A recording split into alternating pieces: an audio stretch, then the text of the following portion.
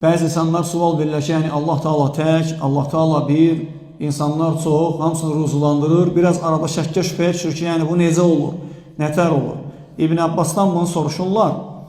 O hədis ki, Peyğəmbər sallallahu əleyhi və səlləm ki, sizdən elə biri yoxdur ki, qiyamət günü Allah Taala onunla arasında heç bir tərcüməçi olmadan danışmasın. Hər kəsi Allah Taala bir-bir dindirəcək. Allahu Akbar. Suallar verəcək Allah Taala. Sual verirlər sahabə ki, yəni Allah tək olduğu halda bu necə eləyəcək? İnsanlar da çox, milyonlarla, milyardlarla. Necə Allah Taala belə şey eləyəcək? Radiyallahu anh deyir ki, onları tək olan Allah eyni anda ruzulandırdığı kimi onları da elə hesaba çəkəcək. Hamısını bir-bir hesabat eləyəcək Allah Taala. Tək.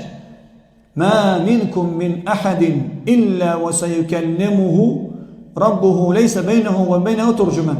Sizdən elə biri yoxdur ki, Allah Taala onunla arasında heç bir tərcüməçi olmadan danışmasın. Hamı ilə bir-bir. Allahu Akbar. Allah Taala bizim ayıblarımızı ötsün dünyada, həmçinin axirətdə. Ümidimiz odur ki, Allah Taala örtəcək mömin quluna, Allah Taala təkbətək sual cavab eləyəcək. Rəhmətinə fikir verirsiniz, Allah Taala təkbətək onu sual cavab eləyəcək. Allah ona etdiyi günahları xatırladacaq. Deyəcək ki, bunlardan hansını inkar edirsən? O deyəcək ki, heç birini, ya Rab.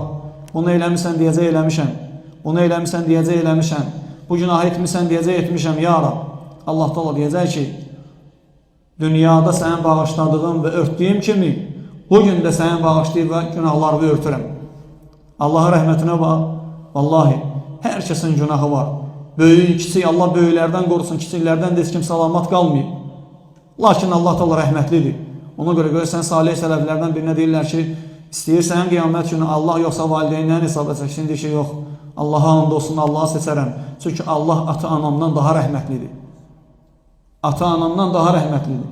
Burada fikir versən, burada hər kəsdən rəhmətli olsa da, səni qorusa da, yedizdirsə, içizdirsə də, nə qədər ədalətli olsa da, haradasa ədalətsizliklər olur.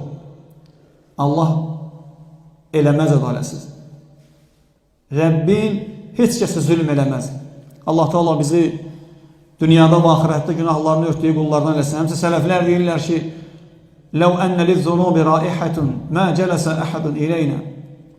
Əgər günahların iyi olsaydı, heç kim bizimlə oturmazdı. Heç kim bizimlə oturmaz, çünki günahlar hər kəs eləyir. Bunu deyən də böyük alimlərdir.